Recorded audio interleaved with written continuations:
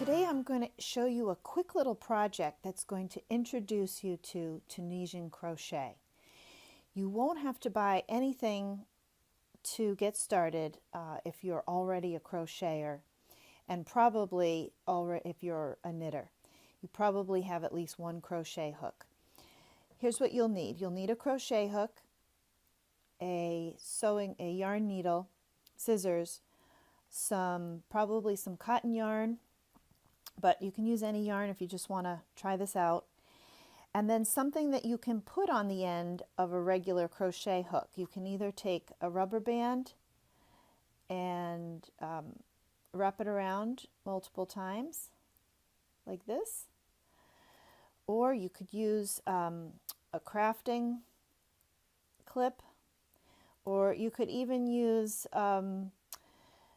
this is an earbud. You could cut a little hole in there and fit it on the end of your crochet hook. Basically, you just want to get something on the end of your crochet hook that will keep your stitches from falling off the end. You could even put like a bunch of duct tape on the end there too, and some scissors.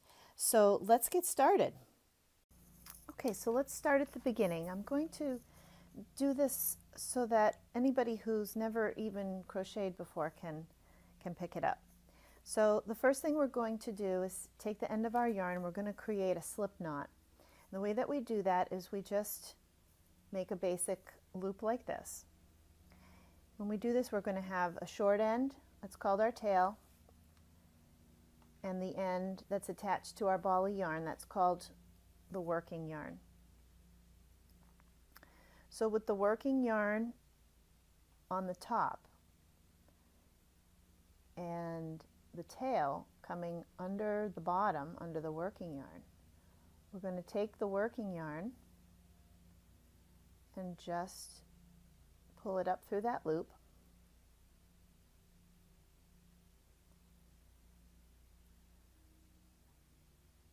And that's going to give us a slip knot.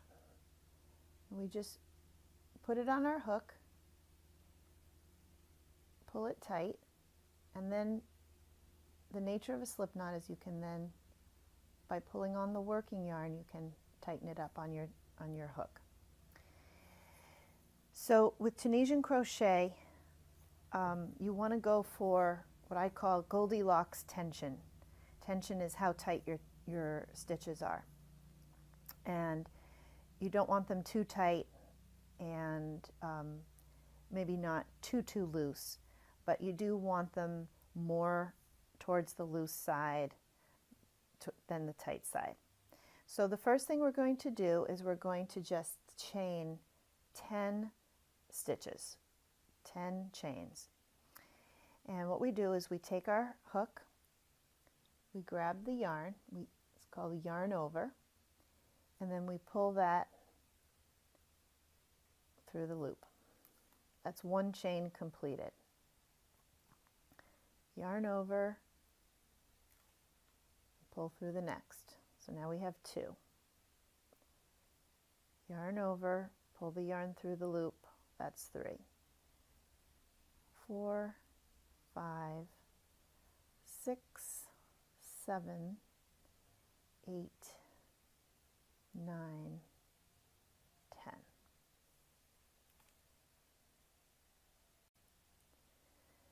So now if you look at the chains, on one side we have these V's, and on the back side we have what are called the back bumps, these little pieces. And so the way that we start is we're going to put our hook, we're going to put our hook in the second back bump. So count our chains. The one that's on your hook is not one of your chains. So we go 1, 2, and then we're going to go into that back bump.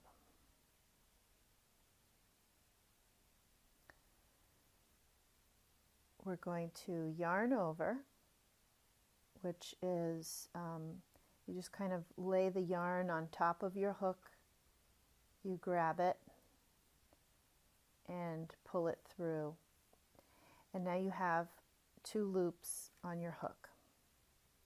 This first loop counts as your first stitch, and that's why we went into the second chain for this stitch. Then we go into the next back bump. Let me do that a little slower. We yarn over the hook, grab the yarn with the end of that hook, and pull up a loop. And as I mentioned in the beginning, keep these loops nice and loose. And the reason is so that your work won't curl so much. That's one of the things about Tunisian crochet, is it has a tendency to curl, but don't worry about that, because you can remedy that, and we can go into some of that later. But having loose stitches is one of the top ways to remedy curling. And I'm just going along each of these back bumps, yarning over and pulling through a loop. Go through the back bump, yarn over, pull through a loop. Okay.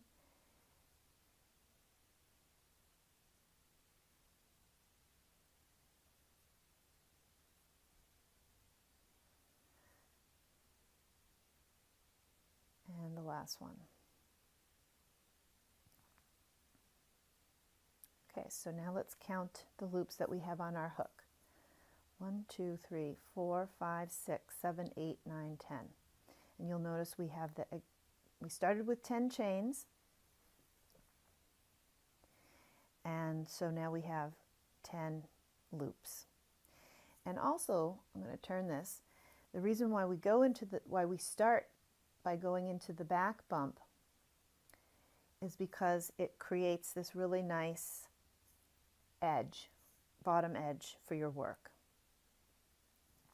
All right, so now we just completed the forward pass. Now we're going to complete the return pass. In Tunisian crochet, every row is created with 2 passes. The forward pass, where you put loops on, and the return pass, where you take loops off. Unlike regular crochet and knitting, you don't turn the work. You're always working with your right side facing up. So, to do the return pass, what we're going to do is we're going to yarn over, and we're going to pull through that first loop. And that just worked one of our loops off the hook. Now for the rest of the way, we're going to yarn over and pull through 1, 2 loops. So yarn over, pull through 1,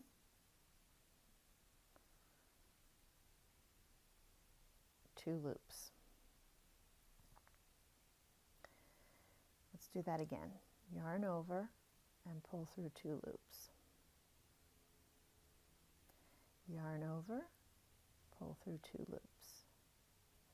Yarn over, pull through 2 loops. Yarn over, pull through 2. And you just keep doing this all the way until you have 2 loops left, and you just yarn over and pull through those 2. So now you have created your first row. And if you take a look at the anatomy of Tunisian crochet, you're going to see that we have all these front vertical bars that came from our loops that had been on the hook. And in the back, there's also vertical bars in the back.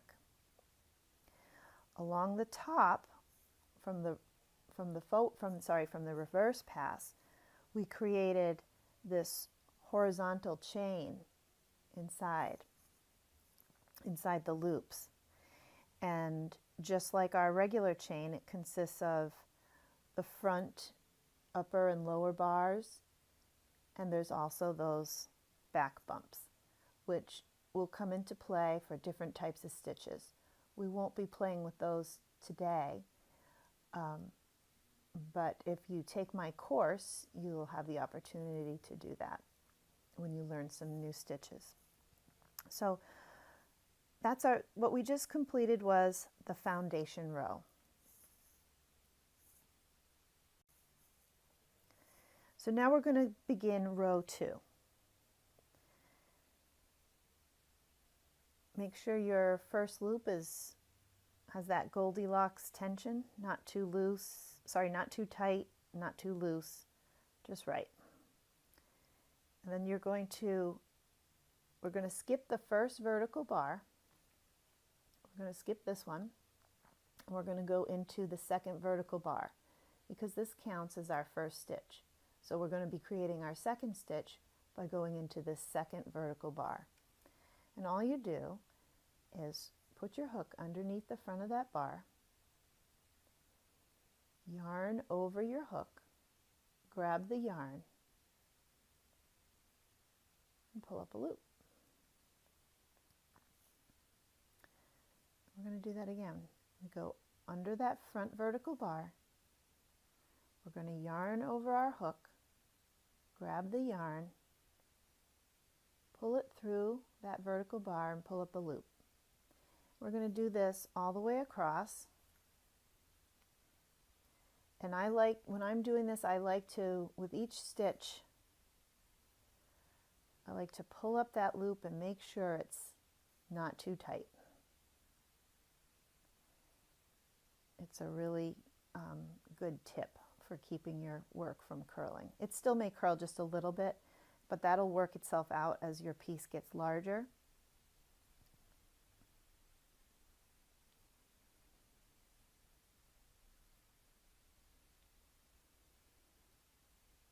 Okay, so now we're at the last stitch.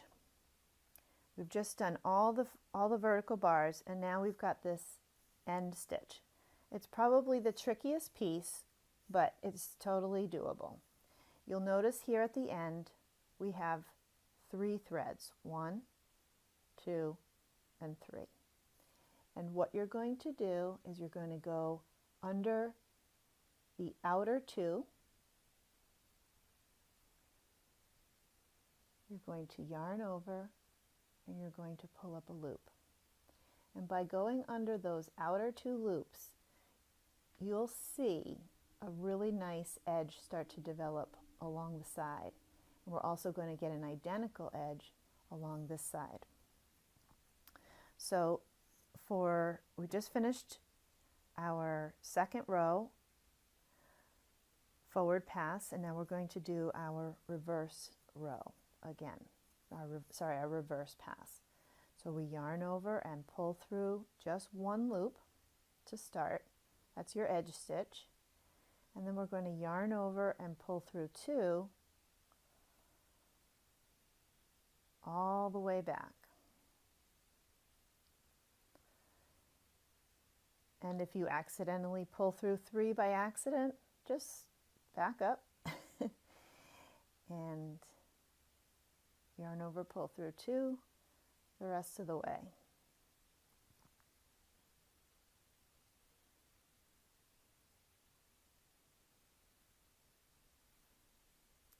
And so now you've completed your second row, and you can see this cool texture showing up.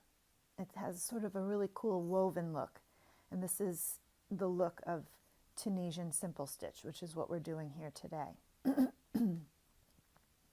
So what you're going to do next is we're going to do 10 of these rows. So we just did the second one. You're going to do 8 more rows, and I'll meet you back here after you've done 8 more of those rows. If you're unsure, just re-watch the last little section of forward pass, reverse pass, and we'll meet you back here at the end. Okay, actually I just completed the forward pass, or almost completed the forward pass of the 3rd row, And I wanted to go over with you the end stitch one more time, because as I said, that's probably the trickiest piece. But it's really not that hard. And so let's review it again. At the very end, you're going to have 3 strands. You have this one that's in the back. You have the one that's right next to it in the front. And then you have this other one right here. And what we're going to do for our always, unless you're doing a different kind of fancy stitch, you're always going to go under those 2 outer threads. Let me just show you that again. So this 3rd thread, you're going to go on top of that one and under these 2. You're going to yarn over and pull up your last loop. And just like with all the other loops, make sure that the tension is right on that it's not too tight, because otherwise your edge will get kind of bunched up if those stitches are too tight. And we'll just do the reverse pass again. You're going to yarn over, pull through 1, and then yarn over, pull through 2, all the way back.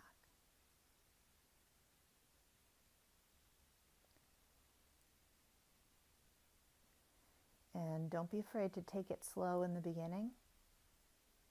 You'll gather speed once you get the technique, once you get the muscle memory and the flow going. All right, we'll meet you back here when you have 10 rows completed, and then I'll show you how to bind off the work, and you'll have a nice little makeup scrubby that you can use. All right, be right back. Okay, so here we have, I actually stopped at 9 rows, and if you ever have a question, you can turn your work to the side and you can count your rows, because you'll see on the sides you have this really nice edge that matches your bottom edge, and your other side has also this nice edge of these. So we can count them. 1, 2, 3, 4, 5, 6, 7, 8, 9. I've done 9 rows. And now we're going to bind off.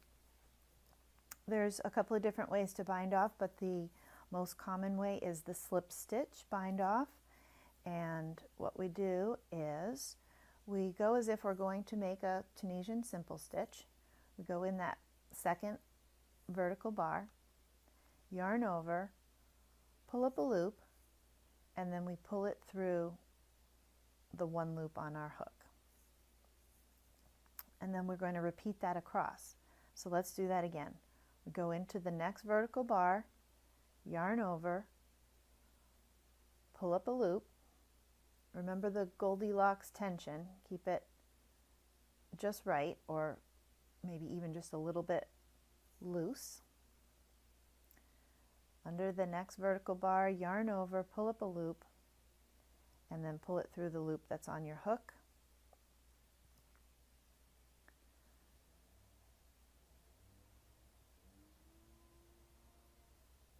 We're just going to keep doing that all the way across. Yarn over, pull up a loop, and pull it through the loop on the hook. And what this does is it finishes off the piece.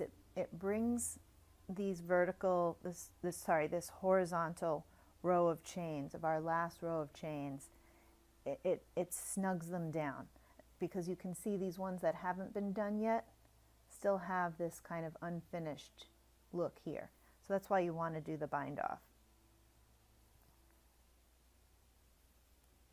Yarn over, pull up a loop, pull through the loop on the hook. Okay, second to last one. Now again, we're at our edge stitch, and let's just review it again. On the edge we have 3 threads, the one in the back, the one that goes over that one, and then this 3rd one here. We're going to go on top of the inside thread and under the 2 outside threads. Yarn over, pull up a loop, pull that through, and then we're going to pull the yarn through one more time. We're just going to cut it there, pull the yarn through, and tighten. And then you'll just take your yarn needle and sew in these tails in the back. And what you have here is a nice little scrubby that you can use for, you know, removing makeup or even putting on makeup, whatever, you know, however you want to use it. You could do lots of different things. You could make a bunch of them, sew them together. And there's actually patterns that use just 10 stitches like this. And then you add on, and then you add on, and you add on, and you add on. So that you never have to buy anything other than just your regular crochet hook. And this was a 6.5 millimeter, by the way, and this is worsted weight cotton, 100% cotton yarn. So there's your little scrubby. There's your beginner Tunisian crochet. If you liked this style of crocheting, you'll definitely want to try out more. And an easy way to learn more and also complete some cool projects at the same time would be to enroll over at the course that I provide on Teachable. It's called Tunisian Crochet from Basics to Beyond. And in that course, you're going to learn 3 different projects. The first one is a spa day washcloth. So similar to what we just made, this is something that you can use, you know, if you're taking a bath, you want to feel special, maybe you make it and give it to a friend, make a few of them, and you could probably make some of these makeup removers as well.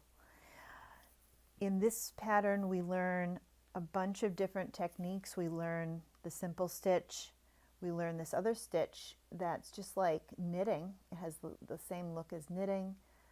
We learn reverse stitch. We learn the full stitch, and we learn something called the purl stitch, which looks just like the purl stitch in knitting. But Tunisian crochet is different from knitting in that it gives you a little bit of a denser fabric. It's got a little more substance to it than knitting does, which is nice if you want something that's not as flimsy, let's say, or if you want something to be really warm.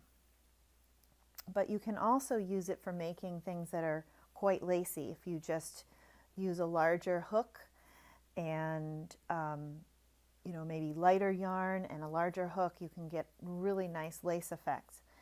The other project that we do in the course is we learn how to make these really nice fingerless mitts. And as you can see, it has this beautiful look of knitting. But because it's Tunisian crochet, it's really nice and thick, and so they're really cozy and warm. Would be a great stitch to use for sweaters or blankets. And then the last thing, the main thing that we learn in this course is how to make this shawl, which I call Land of the Fairies. And in this shawl, you're going to learn so many stitches, so many different combinations of stitches. And you don't have to worry if you're a beginner, because I walk you through every single bit of it. It may look like it would be impossible. Maybe you think, I couldn't do this. That's really looks pretty complicated. But the truth is, I will walk you through every step by step, really slow, and you could make this shawl yourself. It's just gorgeous. And I also have a styling guide and videos in the course that show you 9 different ways to style this shawl. I think you'll find that really cool. I will include links to the course, and also at the end of this video I'll have some more pictures of this shawl, what it looks like in the different styles. So I hope you enjoy your makeup scrubby. I guess you could even use it as a dish scrubby too. You could make a larger one, because with Tunisian crochet you can actually fit, you could probably fit easily 20 stitches on here. So you could make this, it would be twice as big. It would actually be 4 times as big, because you could make a square. So you could make a pot holder or a dish rag or anything. You don't even have to get new equipment. If you do like this, I definitely would recommend investing in a few longer needles for some other projects. And if you think you're going to love it, which I think you probably will, if you like the creative aspects of crochet and knitting, you'll really love Tunisian crochet, because there are many different types of stitches and there's many different ways that you can put them together. So I would definitely recommend investing in a set of Tunisian crochet hooks that have interchangeable cables that you can make them different lengths, and you can interchange them. The set that I use is called Denise, and I'll put a link to that, but I'll put some links to other sets as well that are easily obtained on Amazon. So thanks for watching. Please subscribe for more videos. If you like this video, please like it and share it, and check out my Tunisian crochet course. I think that it can open up a new world for you. So just take a look and see if you like it. Give it a try. It's priced super cheap right now for the launch. And thanks again. Happy crocheting.